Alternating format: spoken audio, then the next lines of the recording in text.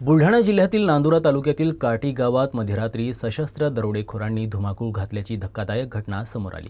चोरीचा प्रयत्न हाणून पाडण्यासाठी पुढे सरसावलेल्या रायसिंग सीताराम सोळंके यांच्यावर चाकूने जीवघेणा हल्ला करण्यात आला। गंभीर जखमी झालेल्या सोळंके यांचा उपचारादरम्यान मृत्यू झाला। या घटनेनंतर परिसरात दहशतीचं वातावरण निर्माण झालं असून हल्लेखोर अंधाराचा फायदा घेत पसार झालेत। नांदुरा तालुक्यातील काटे गावात मध्यरात्री 3 ते 4 सशस्त्र दरोडेखोर शिरल्याची माहिती आहे। जवळपास 1 ते 2च्या सुमारास दरोडेखोरांनी एका साडीच्या गोदामासह 2 बंद घरांची कुलूप तोडून चोरीचा प्रयत्न केला। यापैकी एका घरासमोर रायसिंग सीताराम सोळंके यांच्या गुरांचा गोठा आहे। रात्री गोठ्याकडे आलेल्या सोळंके यांना घरासमोर काही संशयित व्यक्ती दिसल्या।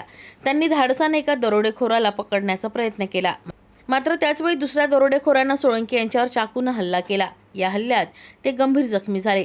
रक्तबंबाळ अवस्थेतही त्यांनी आरडाओरड केल्यामुळे दरोडेखोर अंधाराचा फायदा घेत पसार झाले। दरम्यान घटनेची माहिती मिळताच मलकापूर पोलिसांचं पथक काटी गावात दाखल झालं। पोलिसांकडून पुढील तपास केला जातो आहे। दरम्यान या निर्घृण हल्ल्यामुळे गावकऱ्यांनी रोष व्यक्त केला आहे।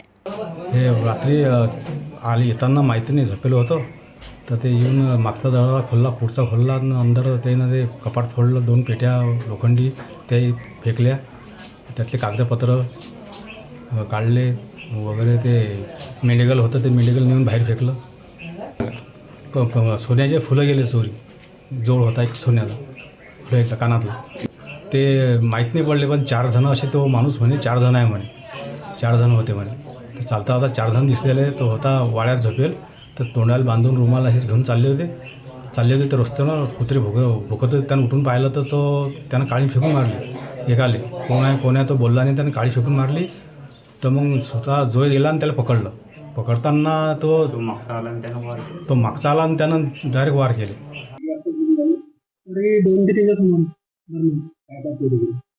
काय आता आपलं समजा हेच काही साडी असं गेली